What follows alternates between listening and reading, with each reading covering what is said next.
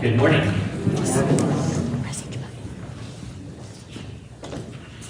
On our first Sunday of Lent, we always look at sin and temptation, since the whole purpose of Lent is to try to overcome our sins. We look at what leads us to sin, and that is the temptation by the devil.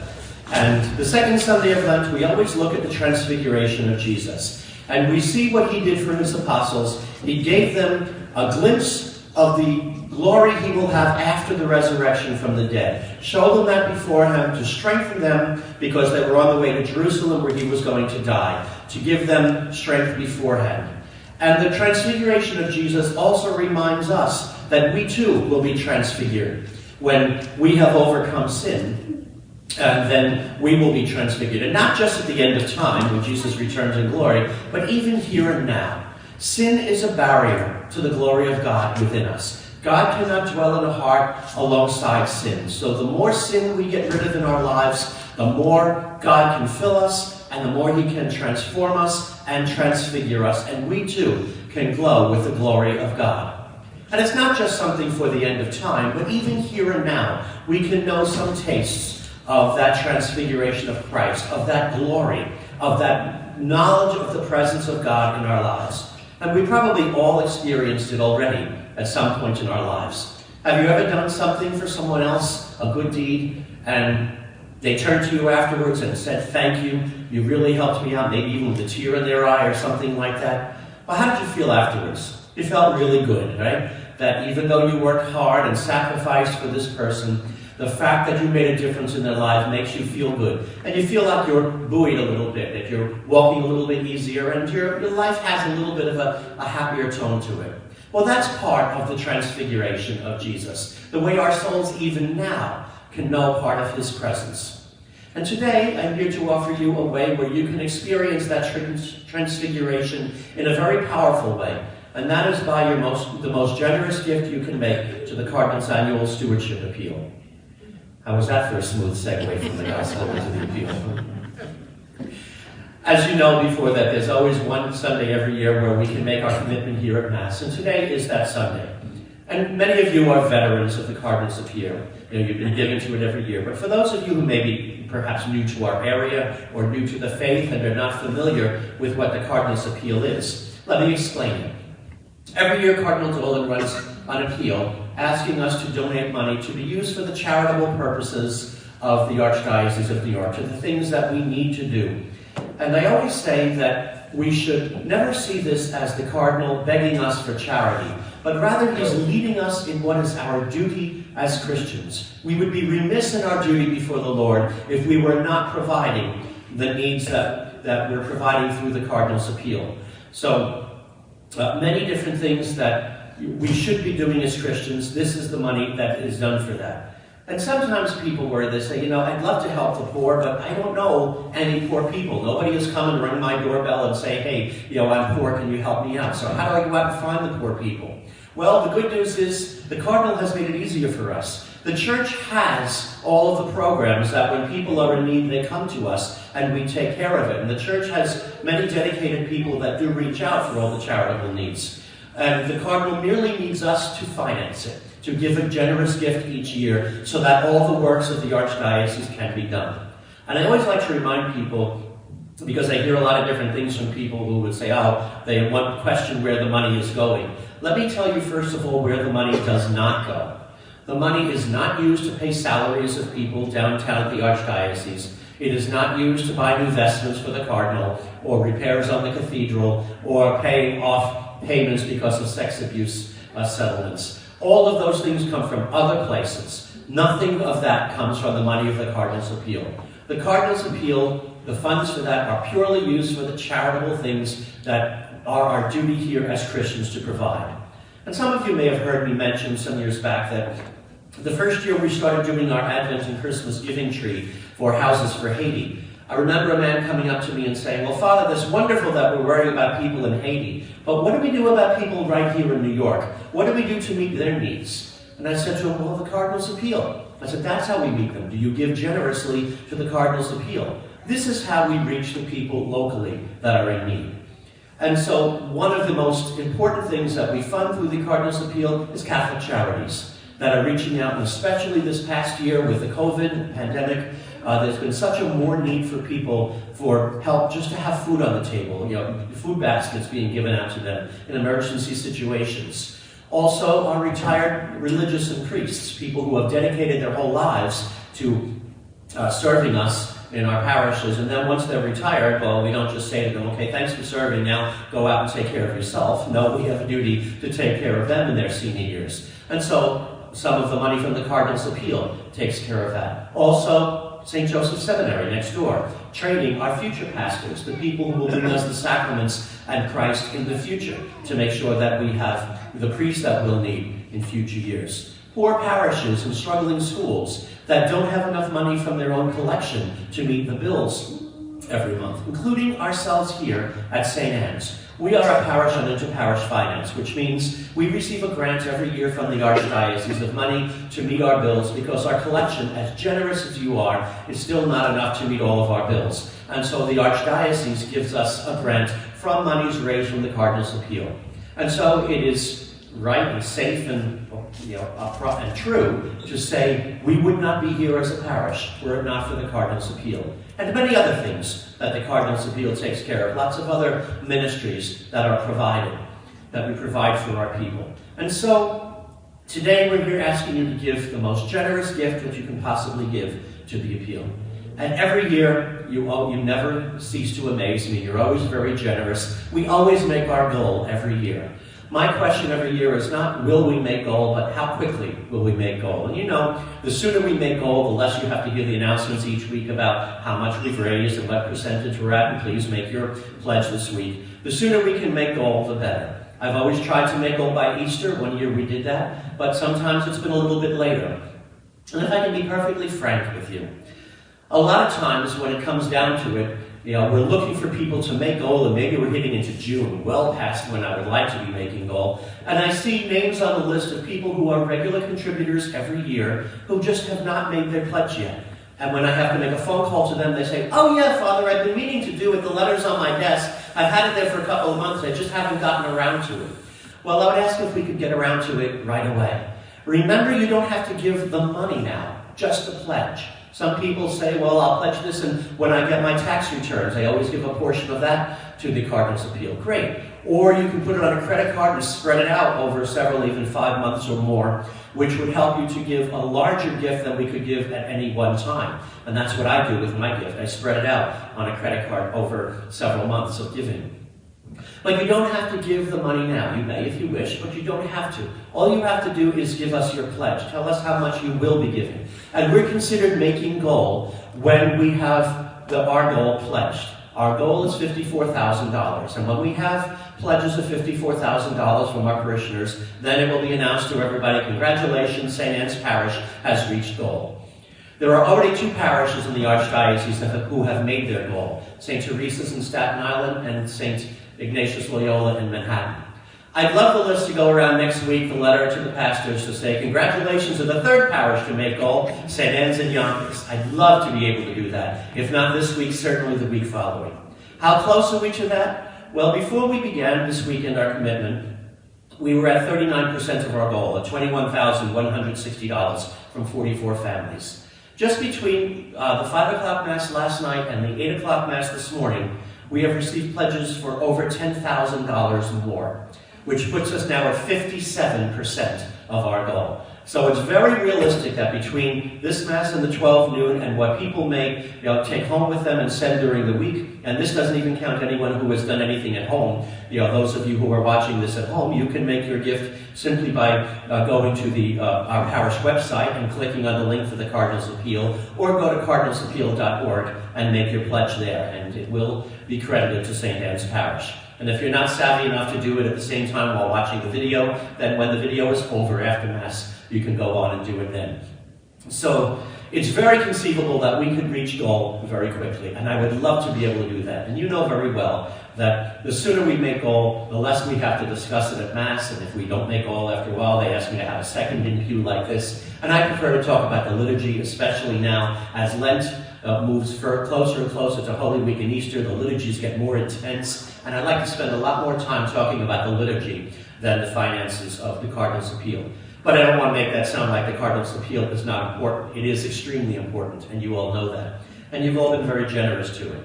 And of course, as we always have every year, Cardinal Dolan has made a video that he's asked us to share with you. And so we'll take, it's only about 3 minutes long. We'll take some time to do that now. And it's a little bit dim. Unfortunately, this year they gave it to us and we had to download it. And I tried my best. I did it again on a Blu-ray disc to make it a little bit clearer. And with the brightness outside, you may have to strain a little bit to see it, but it's not like you'll be seeing fuzzy things. It's just not as brilliant as you might see on your computer screen. But if we take just a minute or two and give us a moment to set the lights and get the camera going, we'll watch the movie.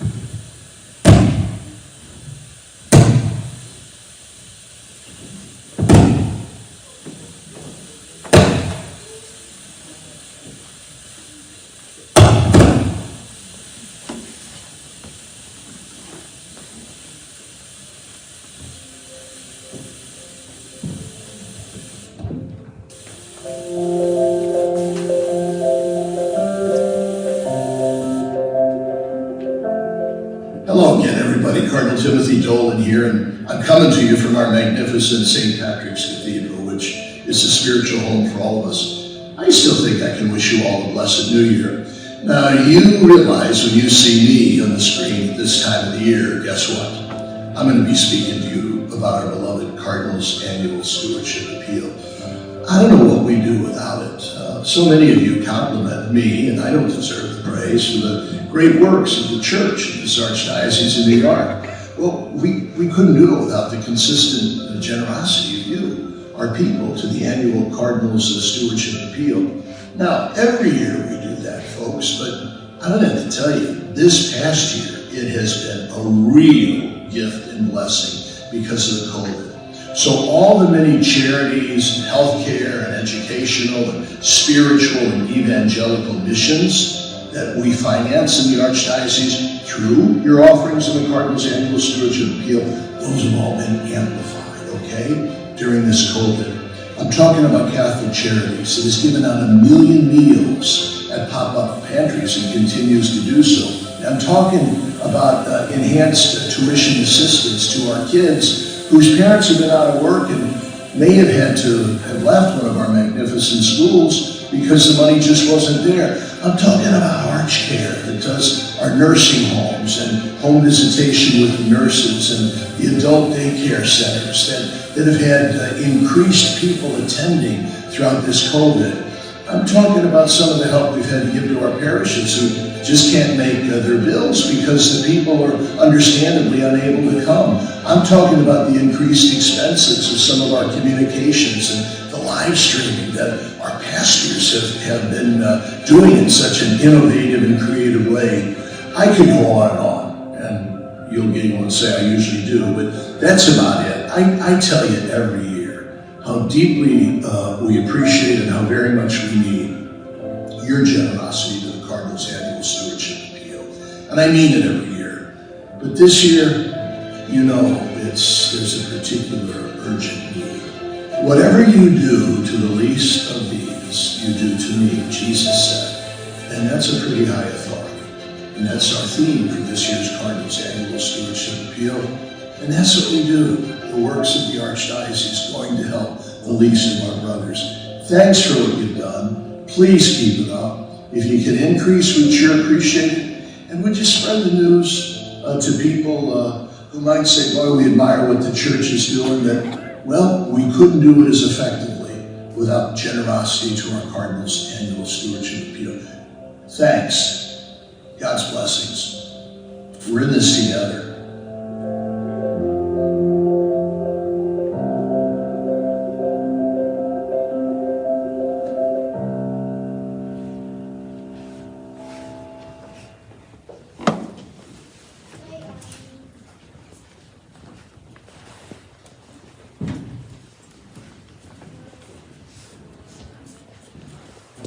Christina gets the lights on and Alyssa moves the camera over. Thank you, girls, for that.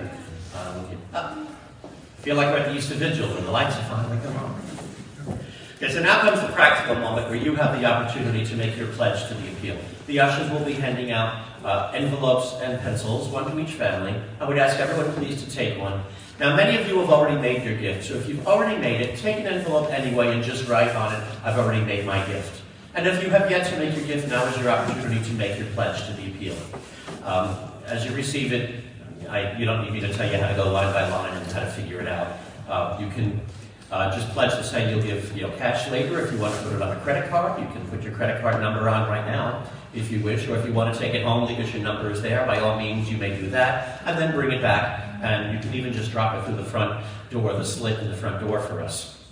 But if you take a moment just to consider prayerfully the most generous gift you can give to the appeal. And in the meantime, Mr. Loman will play a little music, but please don't play the song Take Our Bread.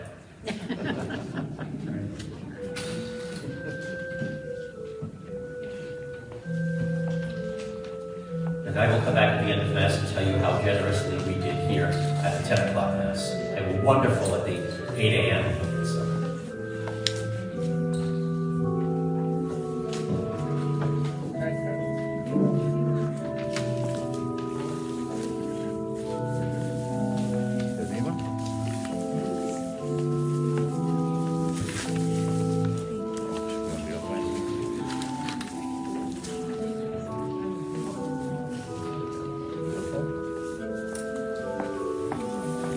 I noticed that last week we had one college student pledge $250.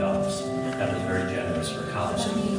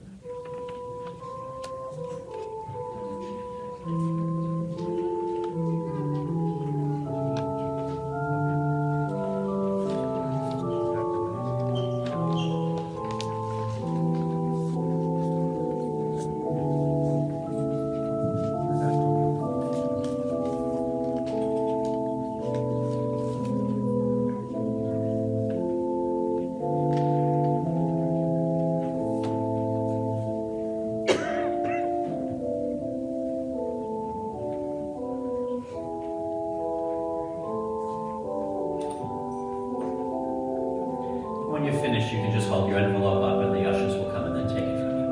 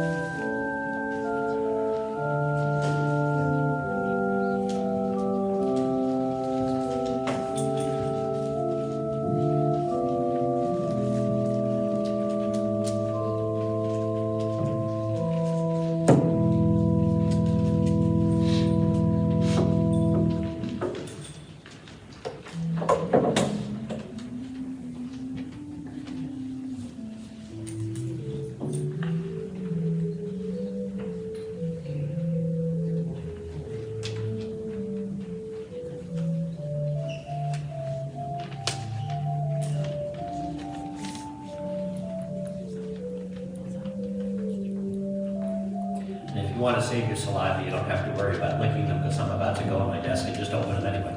So.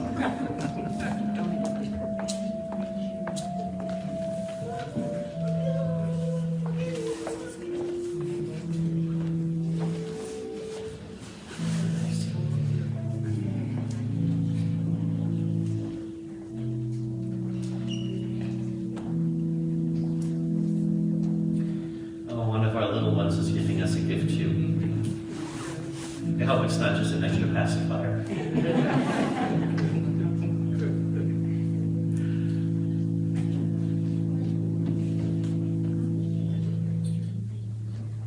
They'll take the pencils too. You know how expensive those little golf pencils are? They're not cheap, those darn things. Okay, see, one or two more that we need here.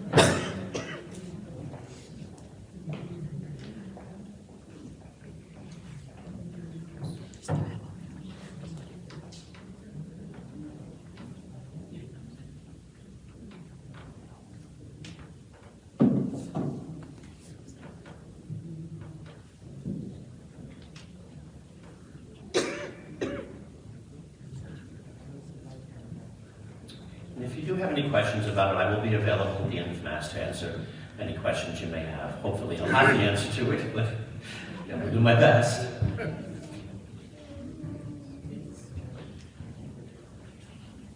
Okay. I thank you again for your attention and your patience this morning, as well as the generosity in advance I know that you're already showing or will show. And if you, we can continue with the Mass now, Father.